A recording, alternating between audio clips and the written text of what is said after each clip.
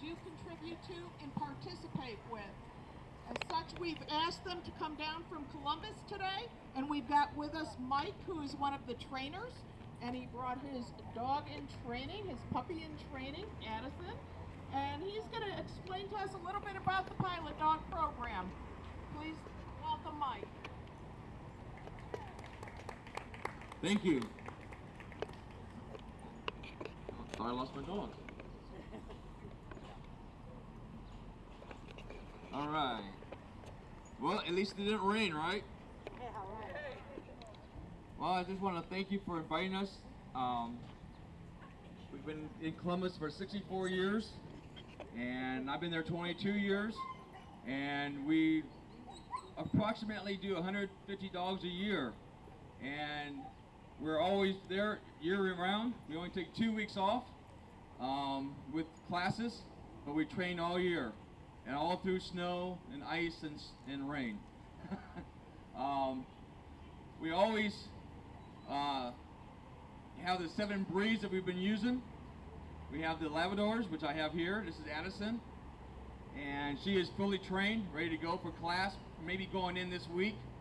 That's been trained for 4 or 5 months, and when she has the right placement and the right matchup that we need, she's going to go in class and help someone that's visually impaired and be with them for a month. And it takes a month to train a new person with them. And they have to know all the ins and outs, how to bathe them, how to control the dog in restaurants and buses and escalators, okay? And then if they've had dogs before, but the dogs get old, then we call them retreads or retrains.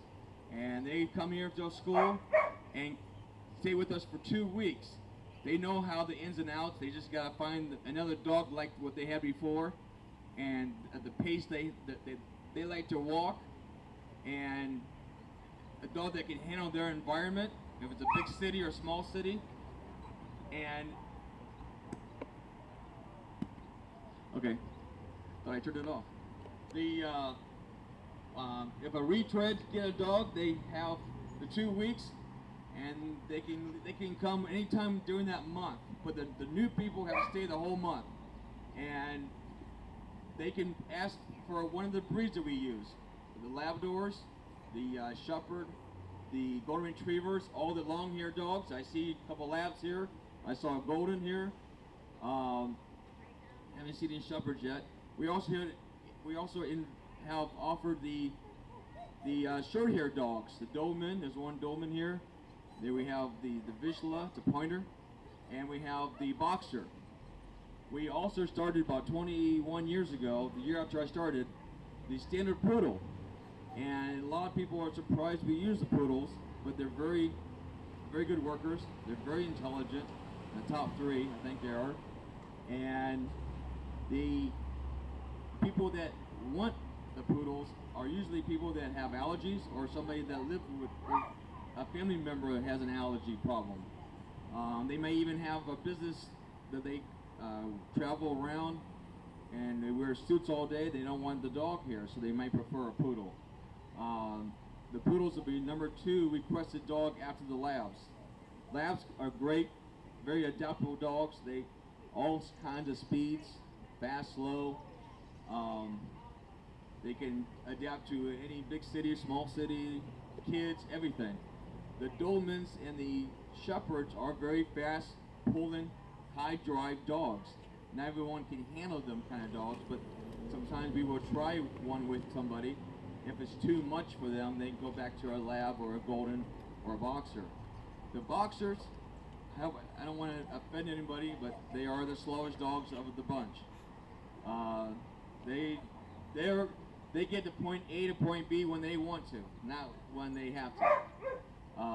But they're one of the most stubborn breeds that we've had. They're part of the bulldog family. They're very stubborn, but when they get trained, over the years I've just very admired the dog for that breed, because they really have a sense of what they know, what they have to be trained for, and once they get over that stubbornness in the beginning, they're a great dogs, very loyal. And I've had so many people that that are older folks that can handle a boxer, even though they were stubborn, they're not anymore, and there's just a nicer, easier pace for some people. And I had about 5 years ago, just for example, I had 3 boxers, and they were slow. It took me forever to walk down to downtown just to work on escalators and elevators and buses and restaurant work and malls and stores. It took me an hour to get down there. I only have 2 hours. I got to get an hour to come back, so I only had like 10 minutes to work on things. That's how slow they were. I get a Doberman, I'll be down in 20 minutes. But I get them down there. We got them all fixed, and they were slow. Especially when it got a little warm. But went in class, and all of a sudden the dogs, all 3 of them, did a great job, and they were almost too strong for them. They felt that need. They knew they had to do something, and that person would needed them. So it's amazing how even a slow, unmotivated dog can feel that need all of a sudden.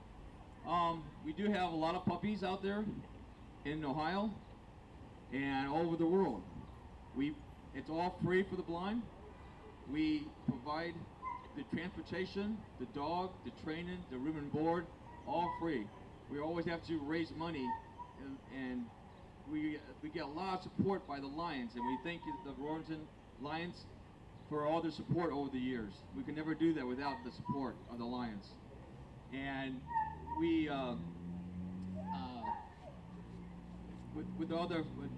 if the people are from the outside the states, they have to get a sponsor, or they can pay themselves to the states, either to New York or California, and then we cover the rest.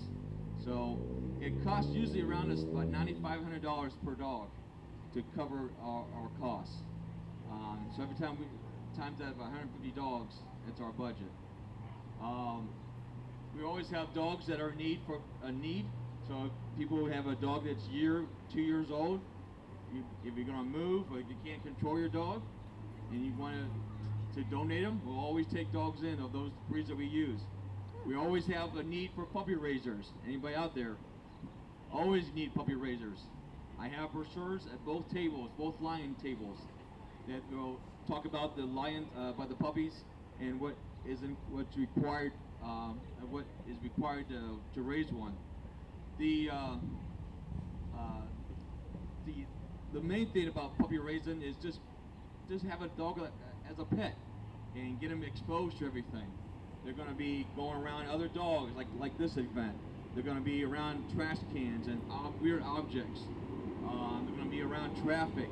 Those are things you want to expose a dog as a puppy. And I got a truck going by.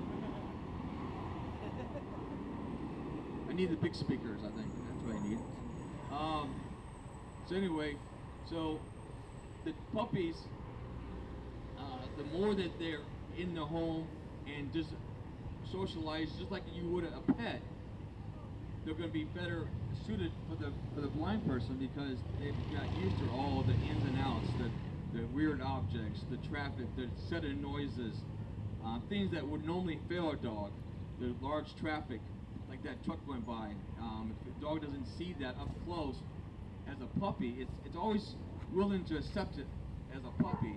But once it's over a year old, it hasn't seen one close up, usually I can't keep the dog. I gotta feel the dog, because it's not used to it. It won't settle down. It won't stand next to that curb, so it'll get ready for the next crossing. So we cannot do this program without good puppy raisers. So anybody who is willing to look into that will be willing to talk about it with anyone. We have roughly about 30 to 40 people on staff. We have people that clean the rooms. We have people that cook for our clients. We have people that take care of the kennel. Roughly about 100 dogs that are in the kennel at one given time. We have roughly about 7 to 10 trainers any given time that train the dogs. What happens is when I get done with these dogs, and my class is in September, I'll work for 4 or 5 months training these dogs, teaching them straight line concept, stopping for anything that's level, not level, a curves, or maybe there's a car in the way, or going around people, crowd work, especially downtown. Columbus is very busy. Showed them how to get in restaurants, like mentioned before, how to get up and down the steps without dragging me up or dragging me down. Make sure they stop so I can know what's in front of me. I gotta know what is in front of me. Is it a step or steps or a stairway? And then I figure out if it's up or down. But they show it to me and stop, and then it's my job to get my foot out to find what it is. So when I do that for 4 or 5 months and take that dog into restaurants and buses, and then dog's all completed, then I go in a what we call a class. And what I talked about before, that the new person staying with us for 4 weeks, it's my job to train not just the dogs, but be in class with that person. And I stay in with them day and night. I work about 27 out of 27 days in September, and I'll be staying about 15 nights with them. And that way, that person, or I usually get 8 to 10 people a class, they can trust me more and more because I'm there day and night.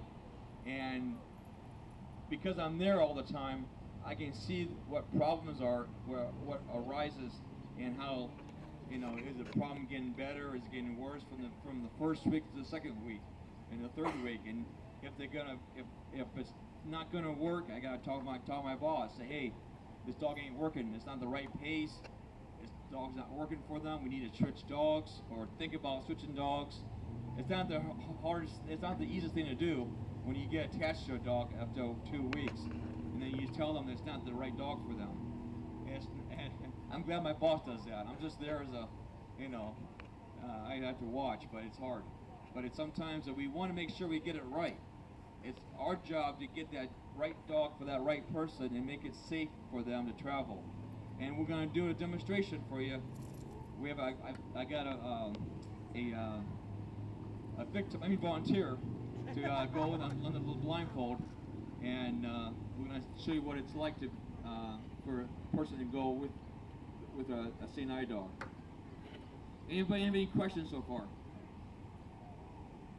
Yes.